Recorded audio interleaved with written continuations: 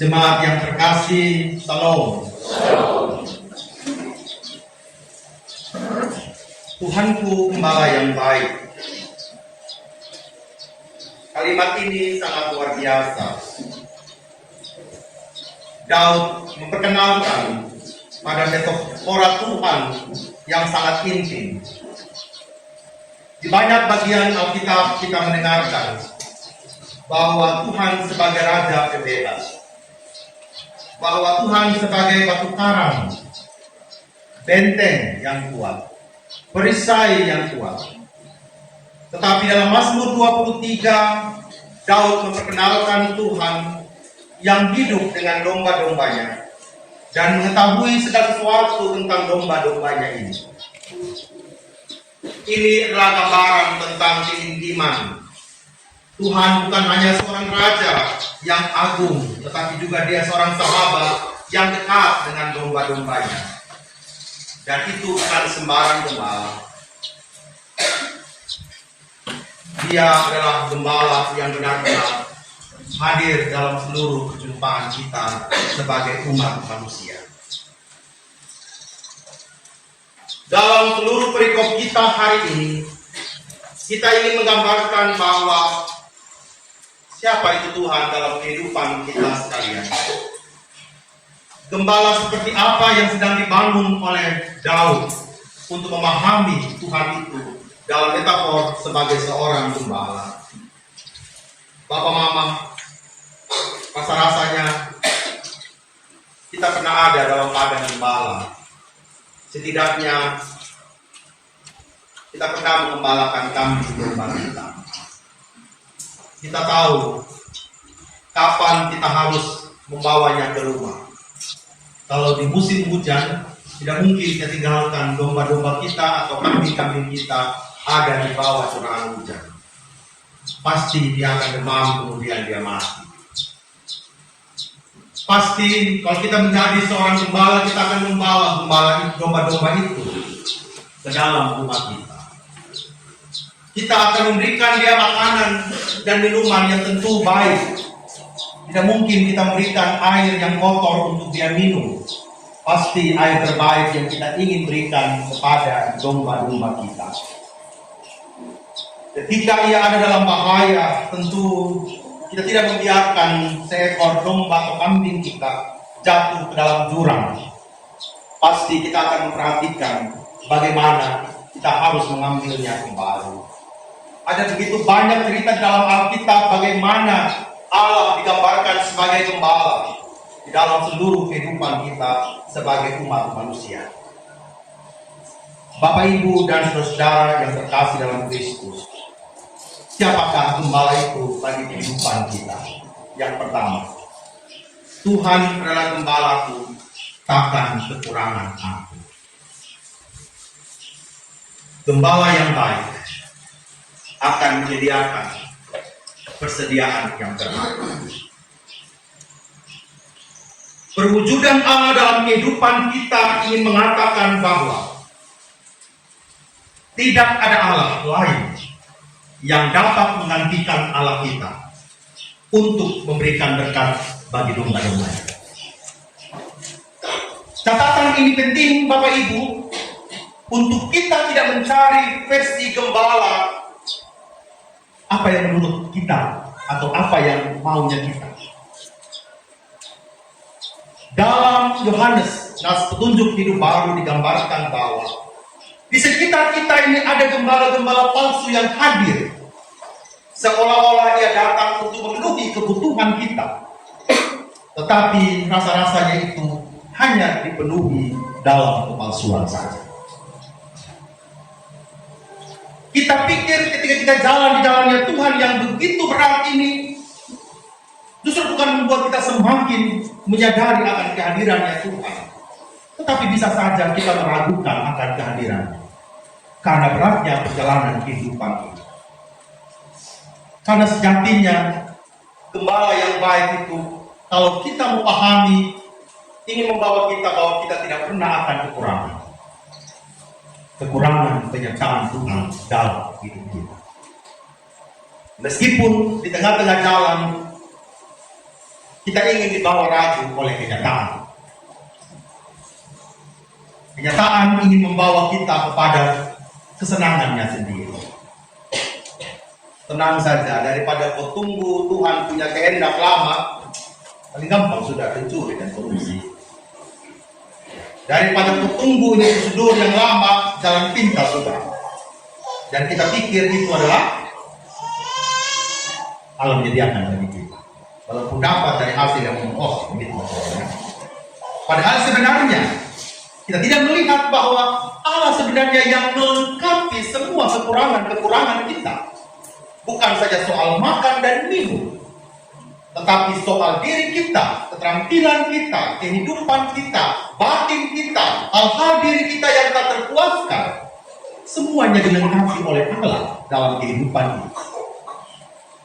Tetapi kadang-kadang ketika kita hidup dalam kekurangan, kita bisa saja mengatakan, rasanya Tuhan tidak ada dalam hidup saya.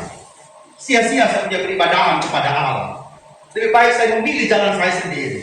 Tidak ada gunanya saya mohonkan pengharapan saya kepada Allah. Kita mulai galau gelisah yang tidak jelas. Belum habis Veronica, muncul Yosefina. Saking galaunya. Yosefina belum habis, Yakobina sudah muncul. Saat yang paling dia lihat Veronica, Yakobina, Yosefina. Gitu ya. Tidak pernah puas dengan keadaan diri kita. Padahalnya satu-satunya yang benar-benar menutupi seluruh kekurangan kita itu hanyalah Tuhan saja. Tidak bisa dengan kita punya kekuasaan sendiri. Hal yang kedua, Ia membaringkan aku di padang yang berumput hijau. Ia membimbing aku ke air yang tenang. Kita bilang Tuhan membawa kita di rumput yang hijau. Tetapi sebelum sampai kepada rumput yang hijau, kita harus melewati rumput savana yang kering tahun. Tapi tidak semua orang mau melewati itu rumput savana, Pak Mam. Tidak semua orang mau melewati itu gunung-gunung terjal. Kita mulai menuntut, kalau memang Tuhan menuntut aku ke rumput yang hijau, kenapa ini? Kalau saya cari nafkah ini ya, kalau engkau bercari kerbau, bukan ada rumput hijau, gunung terjal, lumpur sampai lutut, ya. Belum lagi tarakik, licin, ya, di gunung, di berdurun, di mendaki. Tapi di mana rumput hijau itu? Anak sekolah tidak tiba-tiba itu kunci jawaban hadir dalam hidup kita. Kau belajar, itu punya menuju rumput hijau. Betul Tuhan menunjuk kita ke rumput hijau, tetapi di jalan kita tidak hijau semua, Bapak. Tetapi kita percaya bahwa Tuhan pasti membawa kita kepada rumput yang hijau itu. Tetapi membawa kita kepada rumput yang hijau itu butuh keyakinan yang kuat. Kita mau dibaringkan, kita mau dibimbing, tapi tidak mau berjalan dengan Tuhan dan Gembala kita. Kita mau ikut, kita punya keinginan sendiri. Ya, jadi itu gagah dan tongkat itu Bapak Mama itu bukan tongkat biasa saja. Ya. Tongkat di ujungnya itu ada siku ya, 60 derajat. Jadi kalau kau macam-macam tarik kepala begitu. Kalian kita mau, kita pikir aja enak-enak saja ke Tuhan. Oh, karena tendes kita tuh tidak tongkat Bapak Mama. Karena tarik dari gagah, ya, sabet. Ya, supaya kita jangan kemana-mana. Sehingga bagaimana keyakinan kita sebenarnya? Kita mau dibaringkan di rumput yang hijau, tetapi perjalanan kita tidak sedang hijau saja, Bapak-Bapak. Penuh dengan terjal, penuh dengan jurang, penuh dengan rumput-rumput yang kering, mungkin penuh juga dengan duri-duri, bokong. Ya. Mungkin ketemu juga dengan hana, Bapak-Bapak. Mungkin juga ketemu dengan kaktus. Mungkin kita ketemu juga dengan hal-hal yang tidak nyaman dalam kehidupan kita. Tapi kita harus yakin bahwa itu adalah jalan yang menuju ke padang yang berumput hijau dan membimbing aku ke air yang tenang. Bapak Mama awal-awal pergi Tanggeru itu Bapak Mama saat benar-benar merayap di sini. Belum ada jembatan zaman dulu. Tapi untuk lihat di Tanggeru ini ya, yang saya pikir bikin jengkel juga gitu ya. Tapi rindu mau ke sana. Lihat itu Tanggeru. Lihat itu mata air malam gitu ya. Tapi saya lewati Bapak Mama, puji Tuhan baik-baik saja. Walaupun juga setengah osa Bapak Mama ya, osa. Pernah tahun 2002, tahun 2003 saya masih mahasiswa itu. Pergi pelayanan di Pulau Panjang Bapak Mama. Asli itu Bapak Mama, menuju Pulau Panjang itu jalan kaki 3 hari 3 malam. Tempat mengajar di Ibu Dewi di sana ya. Jalan kaki Bapak Mama. Turun di Kumbapari Mandas. Jalan kaki Kumbapari hari pertama, keluarnya di Aquamor hari ketiga. Hari keempat masuk di Okname di mana asli itu Bapak Mama. Okname tipes. Ya. Sana gunung turun gunung itu Bapak Mama, saya tidur di tebing. Saya bilang luar biasa. Kalau pergi mandi saja, kalau pergi timba air saja, turun dulu ke bawah. Jadi kalau pergi mandi itu gurunya sudah bilang, tunggu kalau bawa itu jadi isi air, ya. Jadi sama saja. Pulang keringat semua Bapak, angkat air. Tetapi itu tidak mudah. Hal yang ketiga, ia menyegarkan jiwaku, ia menuntun aku di jalan yang benar oleh karena namanya. Ia menyegarkan jiwaku. Pertanyaannya adalah, dalam keletihan dan kelesuhan kita, kira-kira apa yang menyegarkan jiwa kita? Ya, kalau Bapak jadi betina, minum itu moke ya.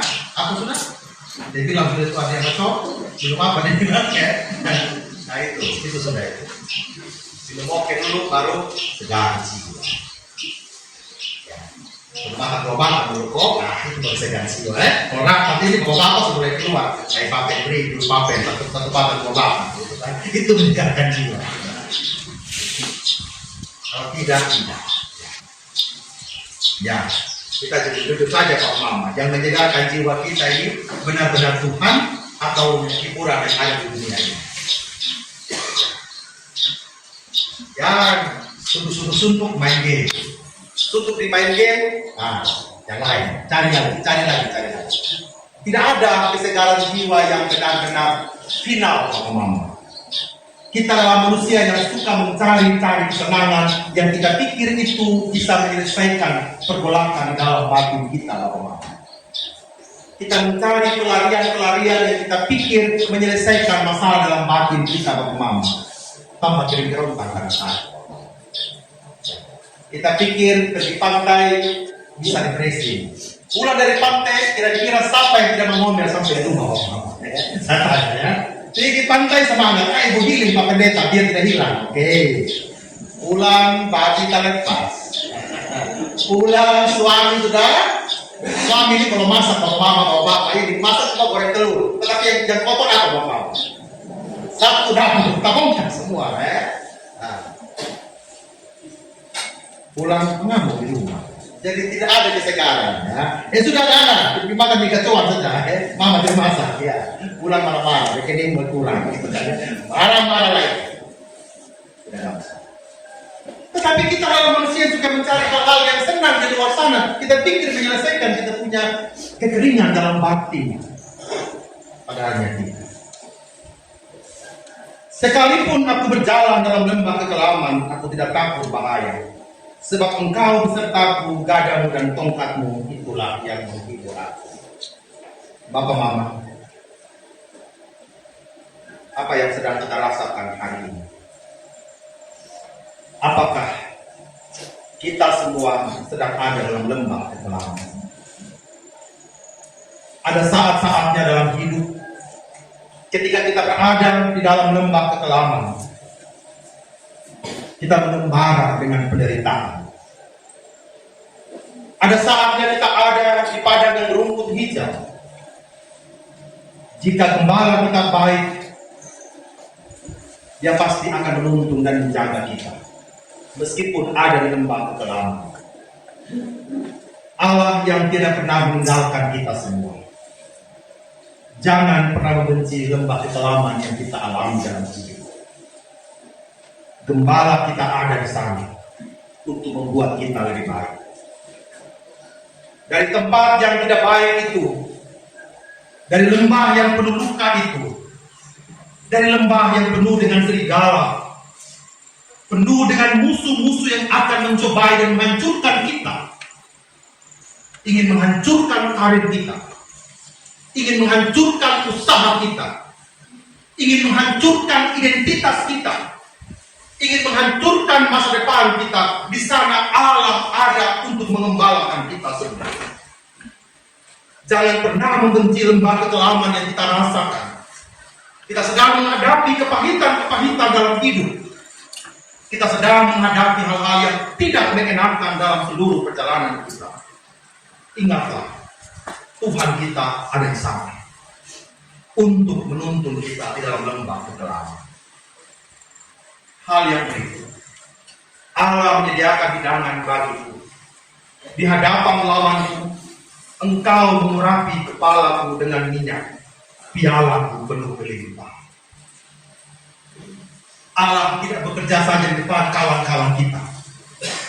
Allah tidak sekedar bekerja di depan hal-hal yang membuat kita nyaman, yang membuat perasaan kita enak, yang membuat kita dipuji dan dipuja oleh keadaan. Tetapi Allah tetap akan bertindak bagi kita bahkan di depan musuh kita sekalipun. Bapak Mama, jangan harapkan semua orang senang dengan kehidupan kita, senang dengan pelayanan kita. Ada kuasa-kuasa di luar kita yang ingin menjatuhkan kehidupan pelayanan kita, yang ingin menjatuhkan semua bisnis yang sedang kita bangun, yang menjatuhkan seluruh kehidupan karir yang sedang kita bangun, bahkan yang ingin menjatuhkan dan meruntuhkan rumah tangga kita. Ya, ingatkan ada 5 pasang yang menikah, Pak Eko dan teman-teman dari Pak Malala. Kalian sedang membangun rumah tangga baru. Kalian sedang ada di hadapan lawan, yaitu kuasa-kuasa yang akan meruntuhkan kehidupan pernikahan. Ingatlah, Tuhan ada di sana. Jangan sampai kita sendiri yang meruntuhkan pernikahan kita. Sebagai pasangan yang saling mengasihi dan mencintai, bisa saja kita jadi susu dalam jelibut, Bapak. Hati-hati, Bapak. Jangan sampai cinta itu sudah tawar hari ini, Bapak Mama. Jangan-jangan pasangan kita itu musuhnya kita saja. Kamu baik-baik. Dan pialaku penuh berlimpah. Tuhan tidak buat itu ketika kita ada dengan teman kita. Tuhan tidak buat itu ketika suasana sedang nyaman. Kalau depan teman-teman, Bapak Mama, kita bisa saja dipuji, dipuja, dihargai. Tetapi tantangan terhebat adalah ketika ada di depan musuh. Apakah kita masih mempercayai bahwa kuasa pengurapan Allah itu ada dalam hidup kita sebagai umat Allah?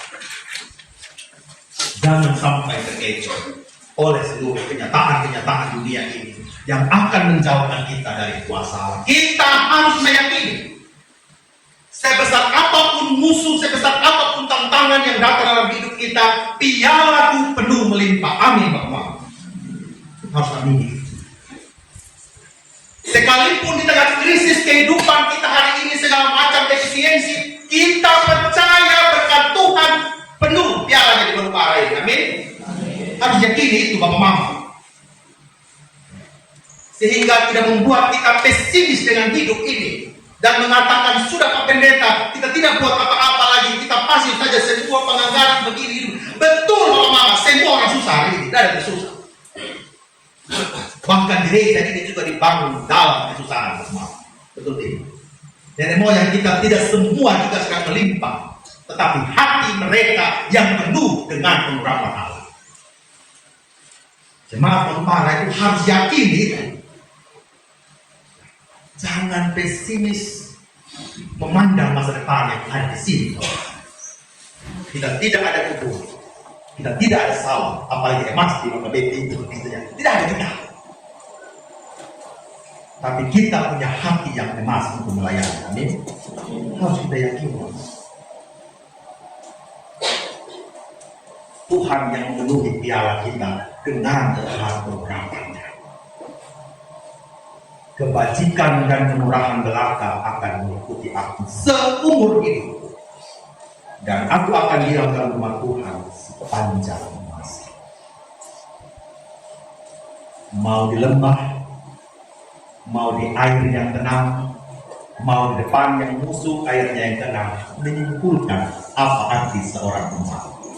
Kebajikan kemurahan akan mengikuti aku. Bukan setengah umur Pak Mama, seumur hidup. Totalitas dari hidup kita ini Allah mau piara, Allah mau pelihara, Allah mau berkomitmen untuk mengembalakan kita. Dan aku akan diamkan rumah Tuhan sepanjang malam. Itu respon kita. Diam dalam hadirat Allah. Tunduk terhadap kedaulatan Allah. Bapak Ibu, beberapa hari lagi kita akan memasuki ulang tahun kita yang ke-10.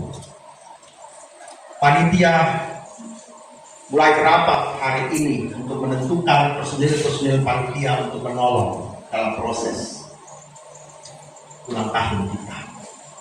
Bukan sekedar buka tenda, pura-pura Pak Mama, bukan itu. Jemaat Manupara mau apa di ulang tahun yang ke-10? Jemaat Manupara perlu membangun pikiran-pikiran yang positif sebagai wujud bahwa Allah benar-benar ingin membalaskan kita.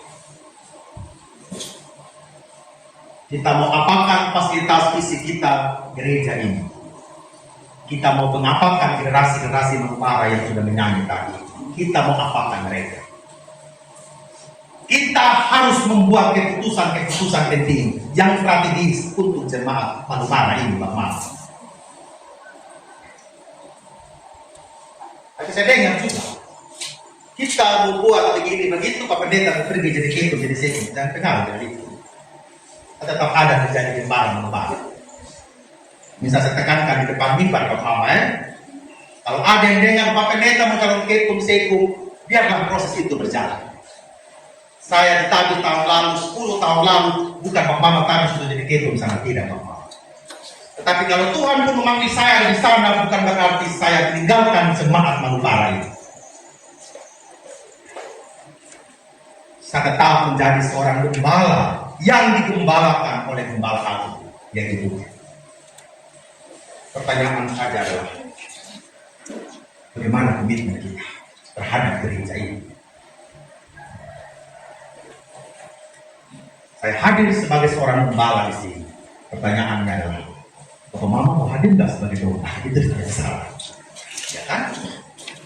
Kita mau tidak sama-sama ini saling gembala. Majelis jemaat mau tidak menjadi gembala buat saya juga sebagai domba di sini. Majelis jemaat punya tugas pemurapan juga yang tidak mudah untuk mengembalakan pendetanya. Punya tugas juga untuk mengembalakan Bapak Mama semua. Pertanyaannya adalah, kita mau tidak saling mendengarkan satu dengan yang lain untuk menjaga Manupara ini, Bapak Mama, untuk menjaga. Kita ingin membangun rumput yang hijau buat generasi kita. Kita ingin membangun air yang tenang buat generasi kita, Bapak Mama. Dan saya percaya Tuhan ada dengan kita. 10 tahun kita berproses dengan Allah kita. Dalam komsel kita yang maju mundur, tetapi kita terus maju. Dalam pembinaan kategori anak remaja pemuda yang terus mencari bentuk. Dalam pelayanan musik gereja, dalam pelayanan komisi bapak, komisi perempuan yang juga jatuh bangun, tetapi kita tidak pernah mau berhenti, Pak Umar. Pilihan-pilihan penting itu ada di hati Bapak Mama semua. Kita mau tidak mengembalakan Manupara ini bersama-sama. Tuhan menjaga dan melantai kita semua. Amin Bapak Mama. Tuhan memberkati kita. Amin.